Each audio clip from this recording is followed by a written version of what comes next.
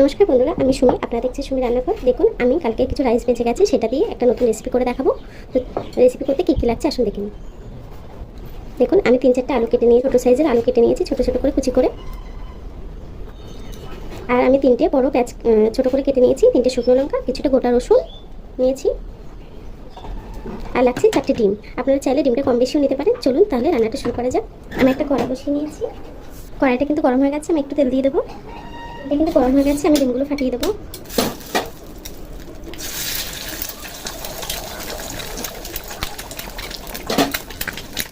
আমি 4টে ডিম কিন্তু ফাটিয়ে দিয়ে দিয়েছি। এখন দিয়ে দেবো একটু নুন,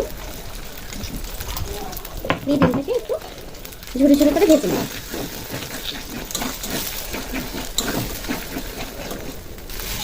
দেখুন বন্ধুরা, ডিমটা কিন্তু ভাজা হয়ে গেছে। আমি ডিমটা তুলে নেবো এবারে ডিমগুলো।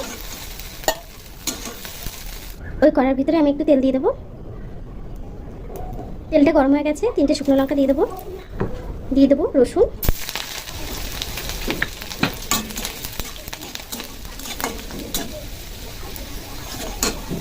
দিয়ে দেবো কেটে রাখা আলু।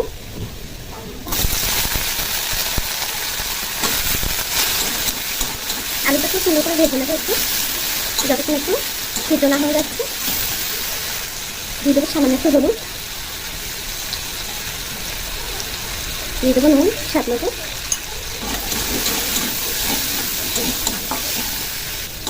আলুটা ভাজা হতে হতে দিয়ে দেবো পেঁয়াজ।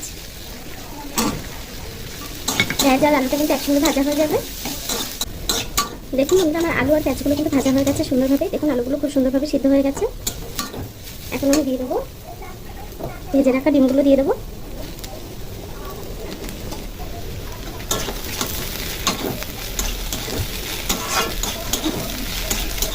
এখন আমি রাইসটা দিয়ে দেবো।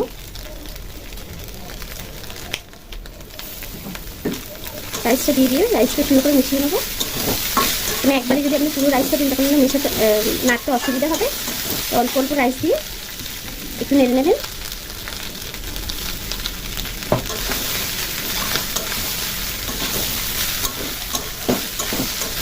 দেখুন বন্ধুরা, আমার রাইসটা কিন্তু একদম সুন্দর করে হয়ে গেছে। এখন নুনটা দিয়ে দেবো, সামান্য আরও একটু নুন দেবো। আপনারা চেক করে স্বাদ মতো নুনটা দিয়ে নেবেন। রাইসটা কিন্তু আর বেশিক্ষণ কড়াইতে রাখবো না, তাহলে শক্ত হয়ে যাবে, চাল চাল হয়ে যাবে, খেতে ভালো লাগবে না। আমার রাইসটা কিন্তু কমপ্লিট হয়ে গেছে, এখন নামিয়ে নেবো।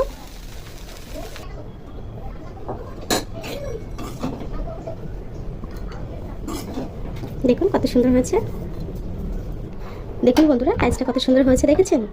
কত সহজেই ঘরে থাকা রাইস দিয়ে কত সুন্দরভাবে একটা রেসিপি বানানো যায়। এখন কিন্তু সবাই চেটেপুটে খাবে। আপনারা এই রেসিপিটা অবশ্যই ট্রাই করবেন। যদি বাসি ভাত থেকে যায় ওটা ফেলবেন না, এভাবে রান্না করে খাবেন, দেখবেন খুব ভালো লাগবে। আমার এই ভিডিওটা যদি আপনাদের ভালো লেগে থাকে, আমার চ্যানেলটিকে সাবস্ক্রাইব করে ভিডিওটা লাইক দিয়ে দেবেন। এতক্ষণ ধরে আমার ভিডিওটা দেখার জন্য আপনাদেরকে অসংখ্য ধন্যবাদ।